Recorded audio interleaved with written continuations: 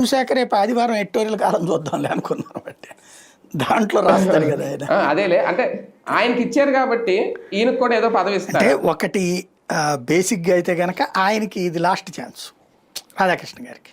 అవునా? ఎందుకంటే ఆయనకి ఇప్పటికే వయసు అయిపోయింది, కానీ ఆయన చేసినంత త్యాగం నిజంగా పార్టీ కోసం ఇంకెవరూ చేయలేదు. ఆయన అర్హుడే.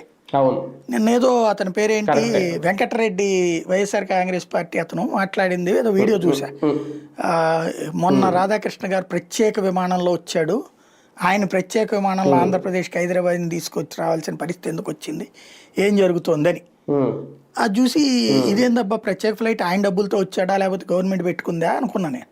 ఆయన డబ్బులతో ఎందుకు వస్తాడు, ఇక్కడికి వస్తే పోనీ ఏ గుడికి వచ్చాడు అనుకుంటాను. ఆయన ఏమో నాస్తికుడు, పోనీ ఏ గుడికి కూడా వెళ్ళలేదు దొర గుడికి, అంటే బాబు గారిని కలిసి వెళ్ళాడు అన్నటువంటిది. వస్తానంటే వాళ్ళు ప్రత్యేక విమానం పెట్టినట్టున్నారు. ఇప్పుడు ప్రత్యేక విమానాలు, ప్రత్యేక హెలికాప్టర్లు జగన్ టైంలో అయితే బూత్ తప్పించి ఇప్పుడు నీతే కదా. ఇప్పుడు 3 ప్రత్యేక విమానాలు, 3 ప్రత్యేక హెలికాప్టర్లు.